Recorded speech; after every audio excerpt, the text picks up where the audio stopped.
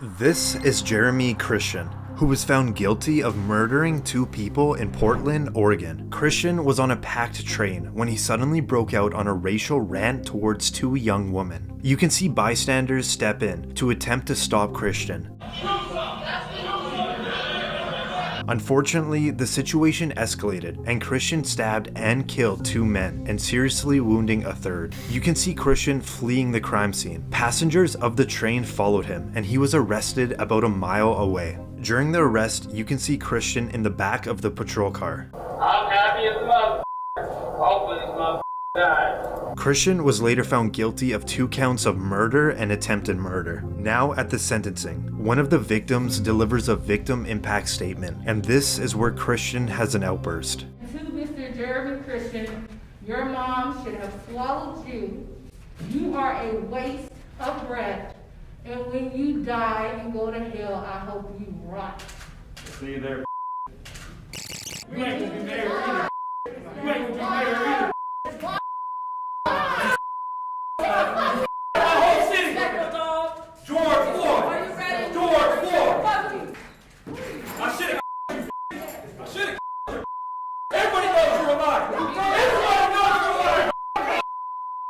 After Christian is escorted out of the courtroom, the judge sentenced him to 2 consecutive life terms, plus more than 25 years for his other convictions.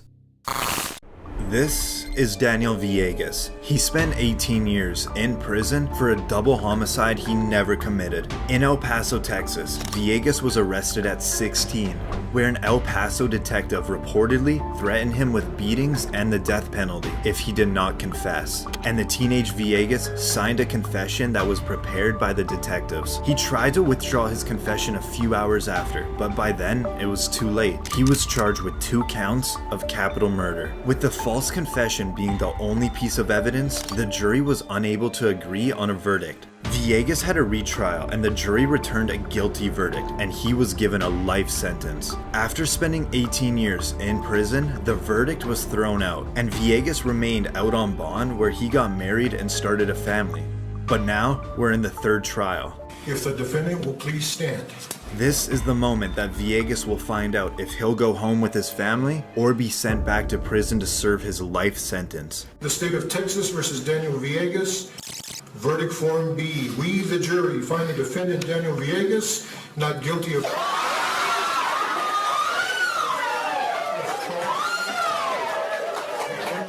Villegas is now a free man. You are no longer under any conditions. You are free to leave. Thank you. Reportedly, Villegas has filed a lawsuit against the city of El Paso. This is Austin Myers and Timothy Mosley. They were both convicted of murdering 18-year-old Justin Back in Waynesville, Ohio. The 2 men, Myers and Mosley, went to Back's house in an attempt to rob a safe that belonged to his father. During the robbery, Back was strangled with a choke wire. The idea of strangling them, that way it would create no mess, pretty much be an easier job to handle. Obviously, Justin was trying to put up a fight, and he wasn't overpowering us. Justin Back was then stabbed 21 times until he died. Justin was trying to ask us why. He was pleading to stop and pretty much begging for his life. On trial, Mosley testified against Myers to obtain a plea bargain, where he pled guilty and was sentenced to life in prison. Finally, for Myers, he takes the stand in front of the jury, asking them to spare his life for his family in hopes of avoiding the death sentence. If you choose for me to die, it's only going to cause more pain and suffering for another family, not me. It won't hurt me. I won't feel anything. It's going to hurt more innocent people. This is now the father of Justin Back speaking. I'm not going to stand up here and tell you how much I hate you. That is without question. I would just hope that every time you close your eyes at night, you see my son, Justin. After the jury recommended the death sentence, this is Myers' last chance to plead for his life in front of the judge. I think there's a lot of good things I can do with my life if you allow me to keep my life.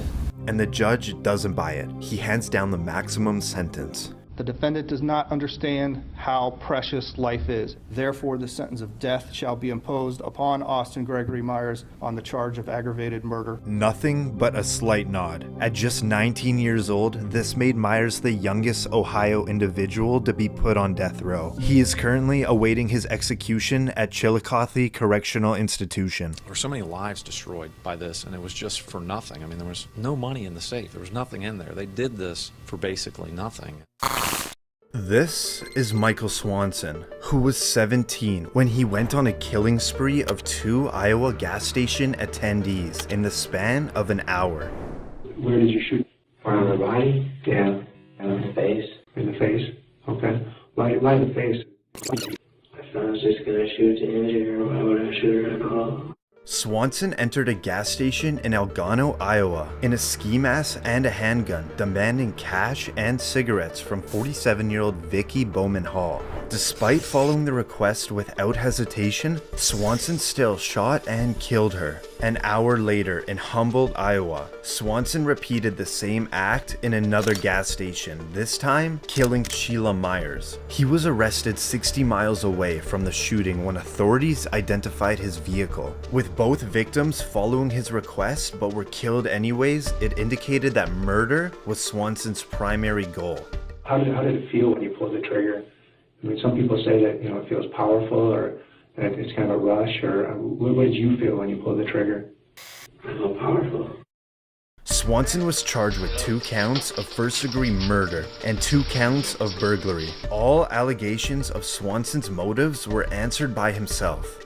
I then intentionally, deliberately, and with premeditation shot the clerk, causing her to die. I did this with a specific intent to kill her. Now, as one of the victim's daughters gives a victim impact statement, Swanson sits completely emotionless. How could you do what you did to my mom and my family? I want to know if you're even sorry. Are you sorry for what you did? My mom was not only completely 100% innocent, but she was also a defenseless woman when you came in with that gun. You said you did it for cigarettes and money and so no one could identify you, but I think that's a lie. You did it, as you later said on, that it was so you could feel powerful. As Swanson was sentenced, he smiled and laughed. Cold-blooded murder. Cold-blooded murder, young man. You are dangerous. You are unpredictable. Prison for the rest of your life. Swanson was given 2 life sentences, and 4 years into his sentence, he slit another inmate's throat. This is Bryce Rhodes, who is currently on trial for 3 counts of murder in Louisville, Kentucky. Rhodes reportedly begun his killing spree when he shot and killed an innocent man, mistaking him for another individual. 2 brothers, a 16-year-old and a 14-year-old, were in the car when Rhodes committed the murder. Because they were witnesses to the crime, a few weeks later, Rhodes killed those teenagers as well. You close to these kids at all? Like cool, we play basketball. I'm cool with a lot of people. Did you hang out with them on a regular basis? It was cool. Yeah, we hung out different times, I need a lawyer, man, if you're gonna keep all in my face. Trials have been going on for years due to Rhodes' erratic behavior, starting with blowing kisses to people in the courtroom, which included the family of the victims, and next, making hand gestures. Ma'am, look at me, ma'am! Mr. Rhodes, you're smiling. I don't know why you're smiling. Because I can. It's not a crime to smile. I would suggest you do what helps you, not what hurts you. Okay. Do what I want to do. Let's get that understood. Rhodes once had to wear a spit mask because he spit on this attorney. Nice cheap shot. You a coward. Nice cheap shot. You a coward. Now, in another court appearance, Rhodes makes some bizarre accusations towards the judge. I don't know if y'all got some type of sexual relationship going on. Are you some type of racist? Which one is it? Or are you just wrong in everything that you've made a motion for? Are you a secret Ku Klux Klan member? Is that what you really are? With Rhodes' in-court behavior being out of control and him firing several of his lawyers, the trial has been extended much longer than expected. With it still in action, it's safe to say that Rhodes will not be back on the streets anytime soon.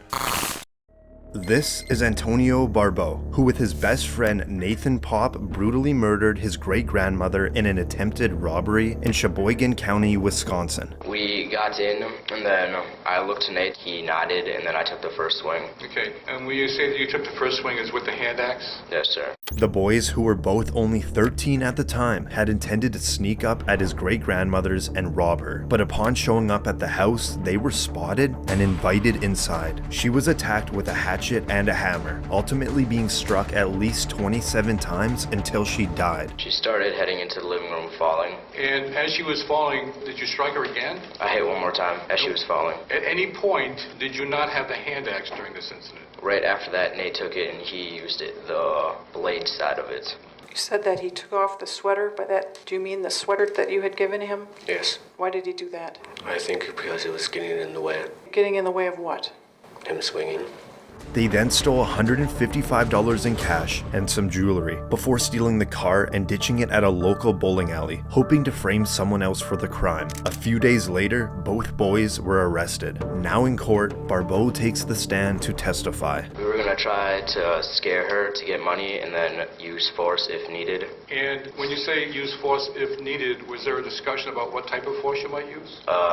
An attack, I guess to kill. Barbeau pleaded no contest to first-degree intentional homicide as part of a plea deal, where he was sentenced to life in prison with eligibility for parole in 36 years, where he would then be 50 years old. In his final statement, his lawyer had to finish his thoughts. I know I don't show my emotions much. I myself am not sure why, but that doesn't mean I don't.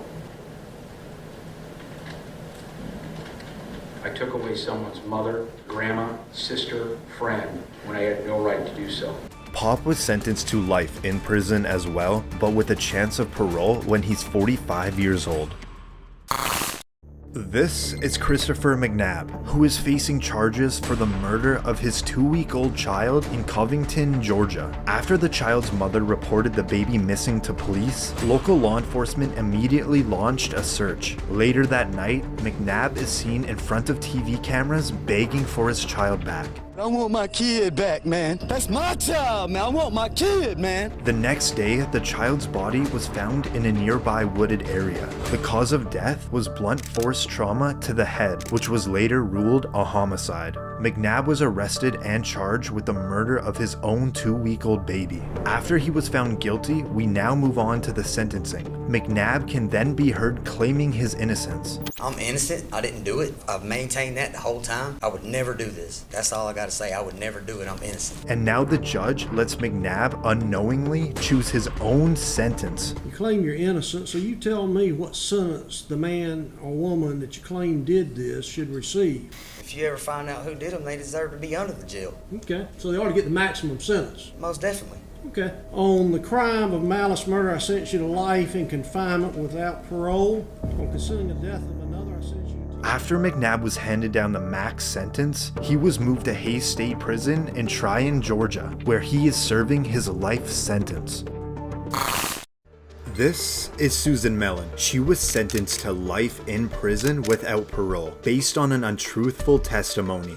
She was 42 years old when she was arrested in Los Angeles, California, at a McDonald's while taking her daughter to get a Happy Meal. But that was the last time she would see her child for 7 years, as she was charged for the murder of an ex-boyfriend. You are under arrest now for murder. I wouldn't do that. Mellon's conviction was based solely on an informant who claimed that Mellon had confessed the killing to her. She was in prison for a total of 17 years, until the informant was proven to be a pathological liar and an unreliable witness. And now, this is the moment that Mellon's case is finally overturned. The judgment is vacated, the conviction is overturned, and as to Ms. Mellon, the case is dismissed. From tears in one moment to jumping in joy the next. When released, Mellon took her daughter to McDonald's to deliver that long-awaited Happy Meal. The state of California awarded Mellon $597,000 in compensation, and reportedly, the Los Angeles City Council agreed to pay $12 million to Susan Mellon.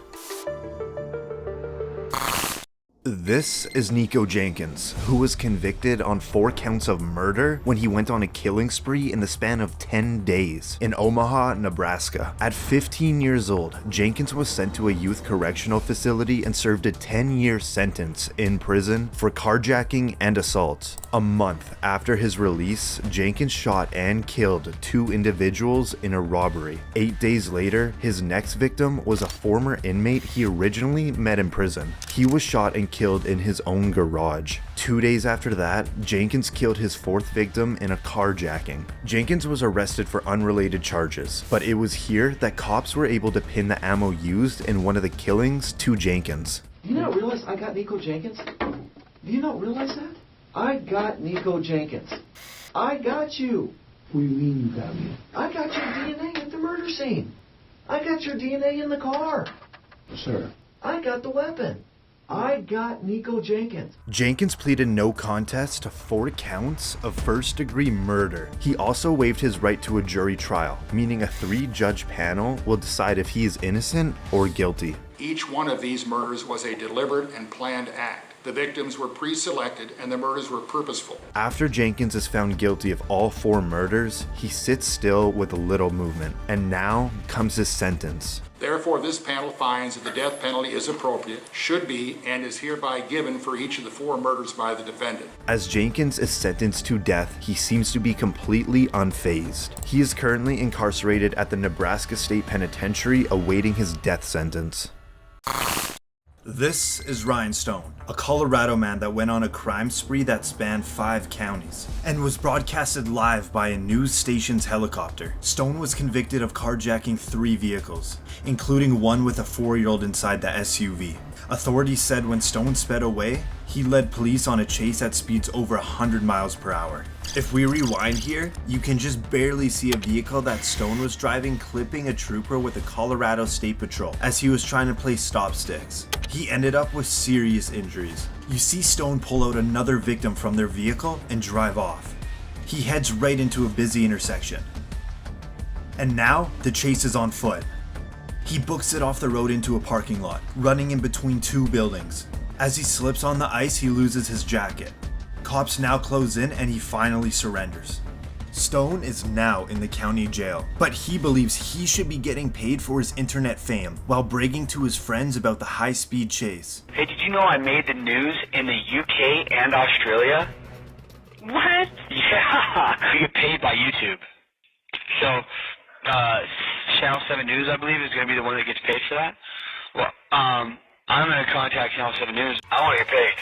You guys are getting paid using my name and my video footage. During his opportunity to address the court about the recordings in jail, Stone blames it on emotional stress and the use of drugs. We are going through trial after that. It was a 1.5-week trial. Extremely stressful. One of the phone calls about seeming like I was bragging about making international news, this, that, and the other. That was within the first week of being arrested. Still coming off of drugs. Stone was convicted of 18 charges, including attempted manslaughter, child abuse, and assault. Then, the judge sentenced him to 160 years in prison. This is Tanner Jacobson, and to his right is Cody Howard, and they're in Chehalis, Washington. They are both dressed in prisoner uniforms and handcuffed as they appear on the 3rd floor of the Lewis County Courthouse. Jacobson is in for charges of reckless driving and driving with a suspended license. Howard is in for charges of 2nd-degree burglary, 1st-degree trafficking in stolen property, 3rd-degree driving with a suspended license, and 2 warrants for failure to appear in court. Right here is Judge R.W. Buzzard. It appears there are no deputies in the room.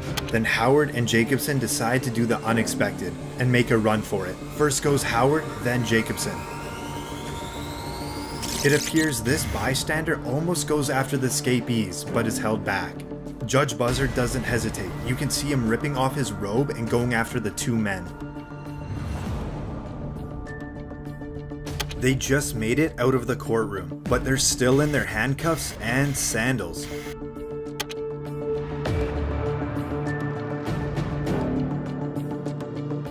Now, in the 3rd floor stairwell, Judge Buzzard is closing in. With only one more floor to go, it's going to be a close one.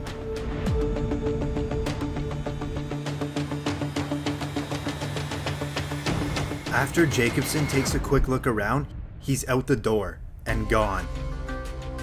But for Howard, not that easy. Judge Buzzard caught up and captured him. Jacobson was later picked up a couple blocks away. I only get like 4 blocks and then I stopped. Like I just stopped on my own. I'm like, what am I doing right now? I said, what am I doing? What did I just do? I gotta go with it now. There's nothing, I can't stop right here. There's nothing I could do now. I'm screwed. We were sitting there on the benches together and he's like, I'm gonna run. It was just a split second like decision. I don't even know why I did it. Like I would be out of here if I wouldn't have ran. They were both charged with second-degree escape. Reportedly, Jacobson was sentenced to 1 year and 1 day, and Howard was sentenced to just over 3 years behind bars.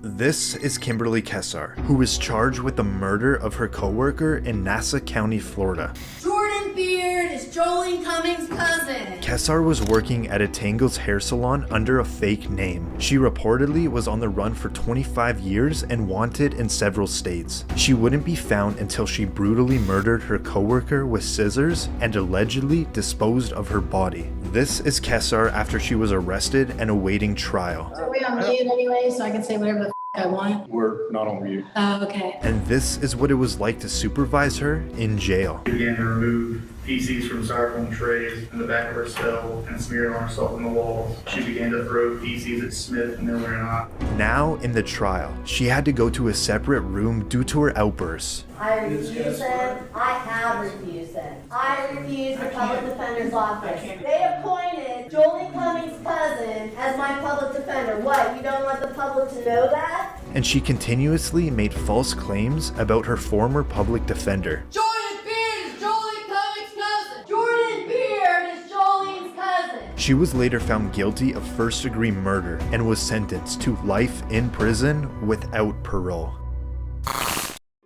This is Donta Wright, who at 17 years old shot and killed a Pioneer High School student in Ann Arbor, Michigan. Wright and 2 others jumped and attacked the 18-year-old student in an attempt to rob him. While fighting back, he was shot in the head, and his body was left on a path until a maintenance worker found him. The boys were caught soon after and arrested. It was here Wright was supposed to have a pre-trial hearing, but instead, he admitted to the crime in return for a plea deal. Did you in fact rob Jordan Cleave? Yeah. And did you use a gun to place him in fear in order to take his property? Yeah. And as a result of that armed robbery, what did you do with that gun and Mr. Jordan Cleave? Shot him. And where did you shoot him? On top.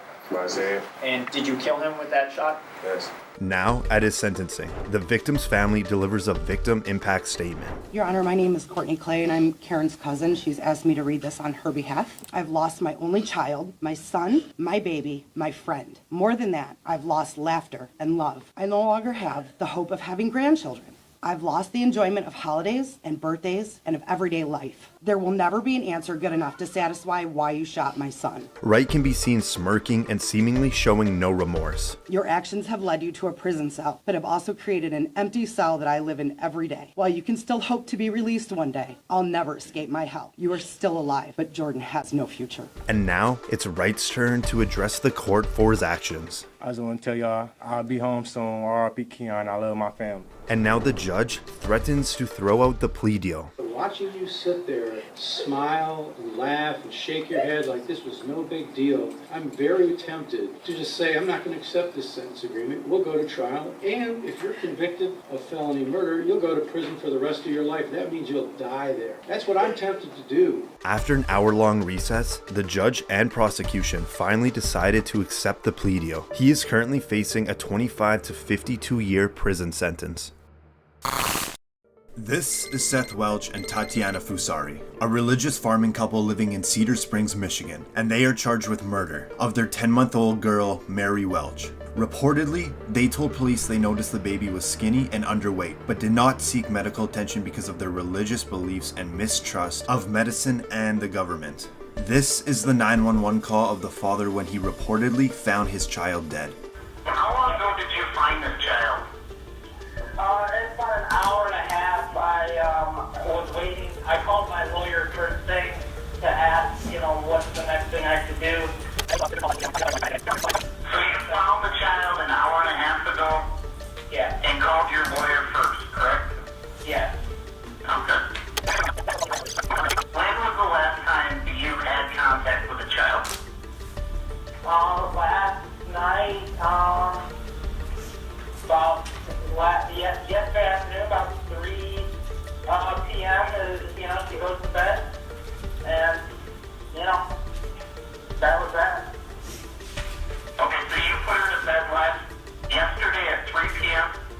Yeah, and then this morning at 10.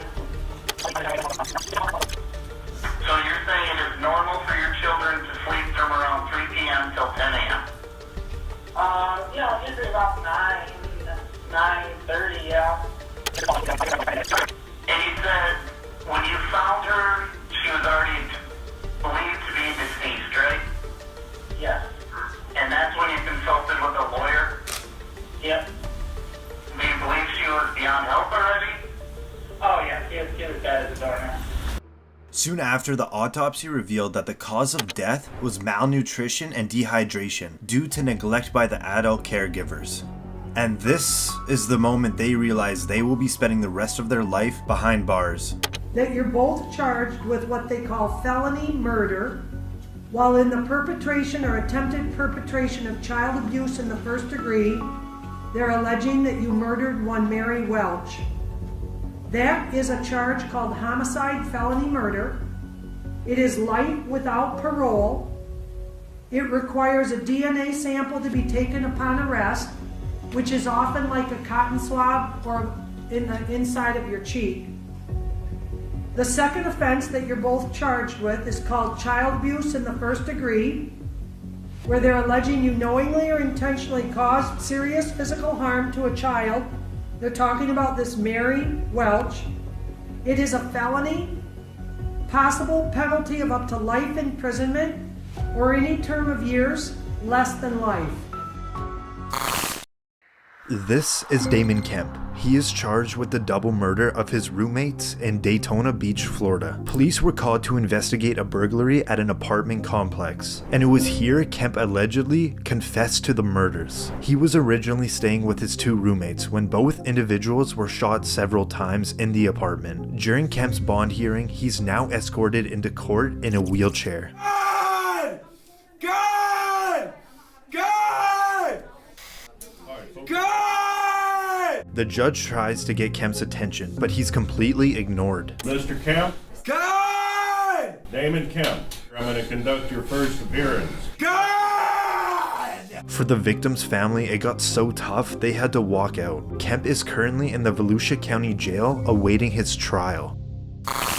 This is Eric Kelly, who was sentenced to life in prison for a robbery and murder he did not commit in Passaic County, New Jersey. Kelly was 28 when he was taken into custody after a man was killed working at a video store. Kelly suffered a tragic brain injury, making him suffer a cognitive disability, and he had trouble processing information from detectives and allegedly admitted to the crime, even though he had not done it. Despite no physical evidence, he was convicted and put in prison. It wouldn't be until 24 years later the case was reopened, and major advancements in DNA testing proved that Kelly was not at the crime scene. Therefore, in light of the foregoing reasons, the motion for a new trial is hereby granted. A new trial was granted, and Kelly is now outside of prison for the first time in almost a quarter century, still with the fear he might go back. My legal team, I want to thank them. I want to thank my family. Just want to get back to actually living for once. Surprisingly, the prosecution later dismissed all pending charges against him. Kelly reportedly received $1 million in state compensation.